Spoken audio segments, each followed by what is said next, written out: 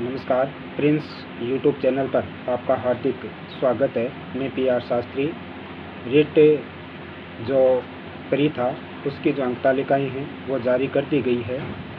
आप बोर्ड की साइट पर जाकर उन अंक तालिकाओं को अपलोड कर सकते हैं और देख सकते हैं कि आपकी जो अंक तालिका है वो किस विद्यालय या महाविद्यालय में आपको मिलेगी।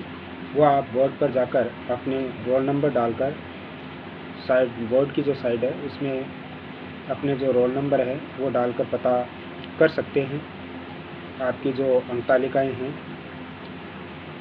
उसका आपको पता चल जाएगा कि आपकी जो अंक तालिका है वो किस विद्यालय या महाविद्यालय में आपको प्राप्त होगी। आप वहाँ से अंक तालिका ले सकते हैं। पहली बात तो ये हुई। दूसरी बात, अब आपने जो परी है वो मैं मानता हूँ कि आप सबने क्लियर कर ली होगी, कर ली है। अब आपको रिट मेंस की तैयारी करनी है। बहुत से बच्चे ऐसे हैं जिनके सामने सबसे बड़ी समस्या है कि सर किस पुस्तक से पढ़ें कि मेरा सिलेक्शन हो।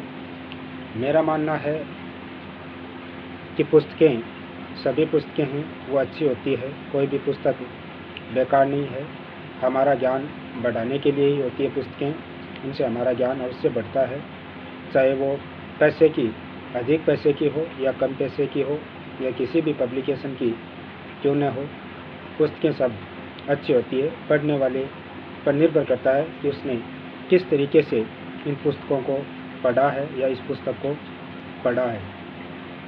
बहुत से बच्चे इस बात को लेकर अब भी परेशान हैं, जबकि रिट जो मेंस है 2025 उसकी जो तारीख है वो जारी कर दी गई है, लेकिन फिर भी बच्चे को पढ़ूँ कि मेरा सिलेक्शन हो जाए।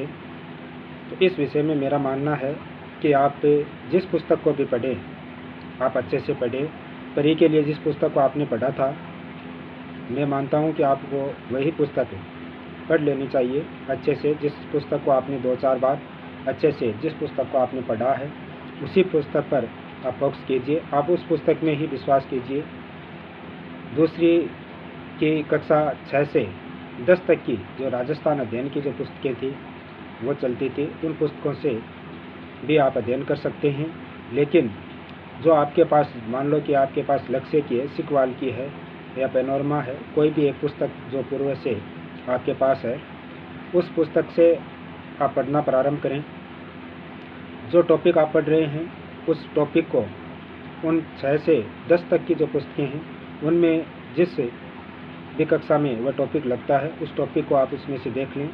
अगर हो सकता है कि उसमें अगर आपके कुछ तथ्य छूटे हैं तो आप उस पुस्तक में से देखकर अपनी जो मुख्य पुस्तिका है उसमें नोट कर लें, ताकि आपको दोबारा पढ़ने की आवश्यकता न पड़े। तो मुख्य तौर पर मैं यही कहना चाहूँगा कि आपके पास जो पुस्तक है पूर्व से लेकर जो आप आए हैं उस पर आप विश्वास कीजिए, उसको ही पढ़िए। एक पुस्तक को ही पढ़िए, अन्य एक पुस्तकें लाकर पढ़ने का प्रयास न करें। एक पुस्तक ही काफ़ी है आपका सिलेक्शन करवाने के लिए, लेकिन आपको मनोयोगपूर्वक उस पुस्तक को पढ़ना पड़ेगा, चाहे वह पुस्तक एक ही क्यों ना हो। उस पुस्तक को आप मनोयोगपूर्वक पढ़ें, उसमें टॉपिक समझने का प्रयास करें। जो टॉपिक में आपको नहीं मिल रहा है उस टॉपिक को आप अन्य जो पुस्तक है उसमें आप देख सकते हैं।